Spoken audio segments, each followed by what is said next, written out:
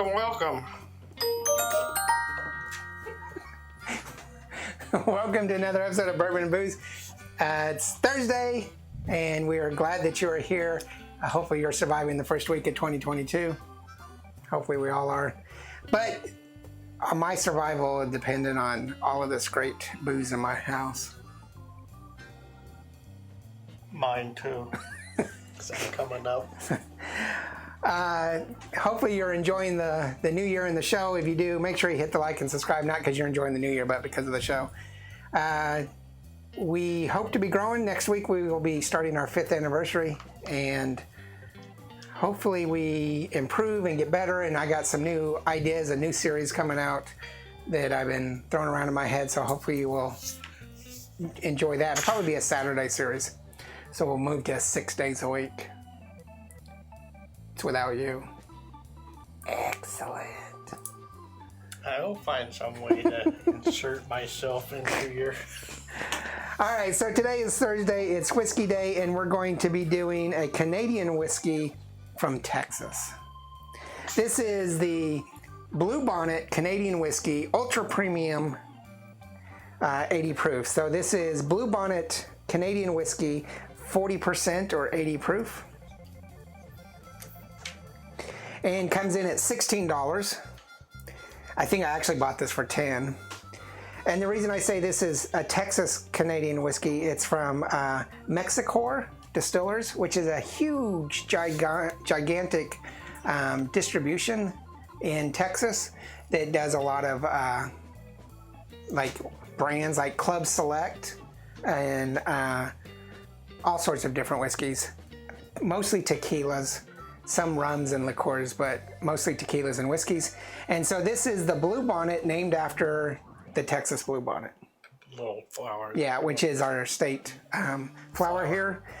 So you'll probably find very little on the internet about this. You'll probably never find a review other than this one. At least I haven't. But this is from just a giant distiller here in Texas, mostly Houston, that does a lot of imports and exports. So, yeah, pretty unique. It is a product of Canada, so it's an import. Have no idea who the actual distiller is. 2022 is where you cough up a lung and die. Yeah, something stuck in my throat.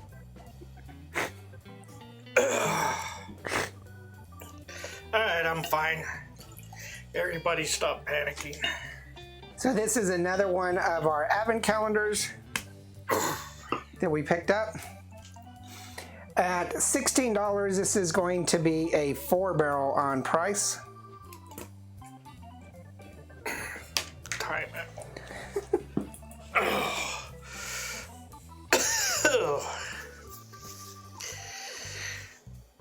Have you done the same thing yourself, so I don't want to hear any crap. I'm not saying a thing.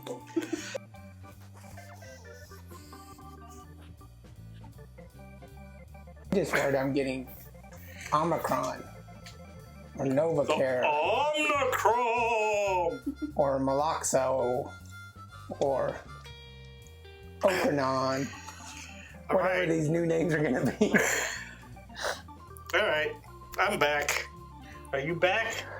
Are we worried that if they run out of names and they get to P, they're going to call it Pinacon?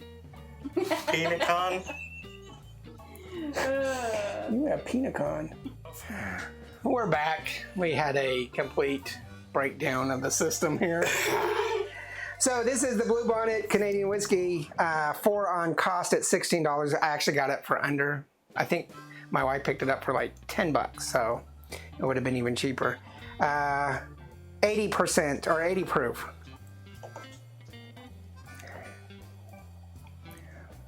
Molasses, definitely. Bananas. Bananas.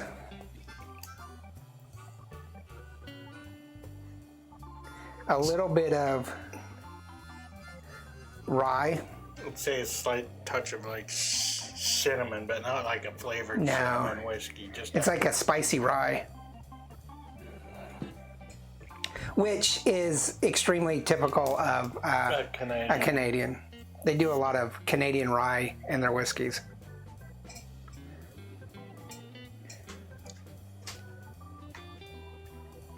Hints of kind of a light fruit.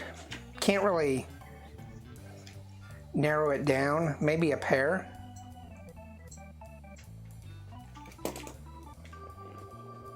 Yeah, a pear.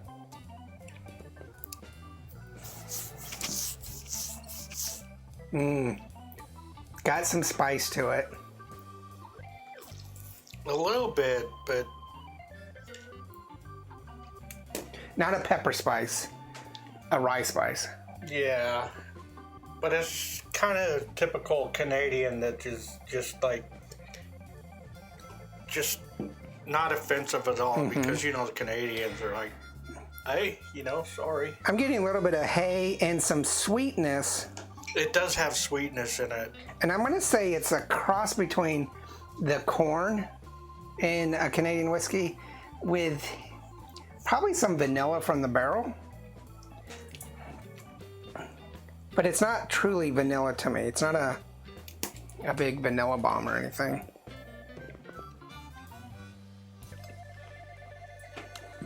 No real bite except for there is some lingering. And then that upfront spicy rye.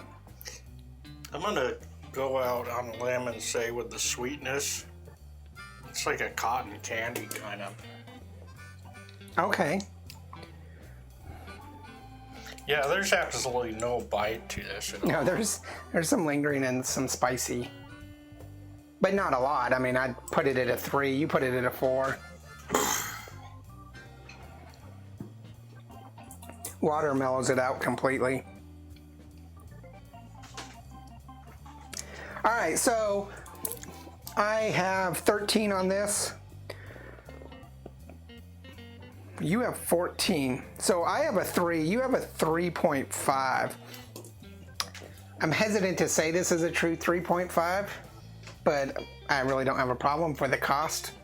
Yeah, with the cost, I gave it the 0.5 because of I don't think it has any bite at all. Okay. Yeah, because you gave it a 4 on bite, and I gave it a 3. Otherwise, we're all the same. Otherwise, yeah. So, yeah, I guess this is a 3.5 Canadian whiskey. Very inexpensive. I truly don't think you can get it outside of Texas. Their other distribution points are Louisiana, California, and one other state that I can't remember. So you might be able to pick it up in those states, but I'm pretty sure this is a Texas exclusive, and I've never seen it before. We found it at a kind of a off-the-wall liquor store that we tend to go to every once in a while. So, but I've never seen it in any of the big stores or smaller stores around us. But Mexicor is a huge distribution company, and a lot of their products are in the big stores, so I'll just keep an eye out for it. Are they a distributor? Or? They're a distributor. They import and export. Okay. I do believe they do a lot of the blending and stuff down there in Houston. So they import and then like they blend their own stuff. Create their own unique, cool stuff. But all here in Texas, they just do have some outside of Texas distribution points. Tell us what you think. If you've had a chance to try Bluebonnet, what's your favorite inexpensive Canadian whiskey or your favorite Canadian whiskey? I know that Crown Royal, people hate on it except for some of their flavored ones. I'm not a big Crown Royal fan, but I don't diss it. I like my saying, there's no bad whiskey, there's only good whiskey. Well, I think with Crown Royal, it's like either you love it or you hate it. Yeah. I like it. I think your favorite is 40 Creek or something. Yeah. Cody's is probably Caribou Crossing. I don't even know what my favorite Canadian is. There's so many good ones. Oh no, I'll get back to you on that. But this one's not bad. Tell us what you think. Make sure you hit the like and subscribe. Check out Instagram, Facebook, Twitter, and merchandise. Remember, there's no bad whiskey. There's only good whiskey and great whiskey. And this is good whiskey. It's pretty good. Cheers. Laters.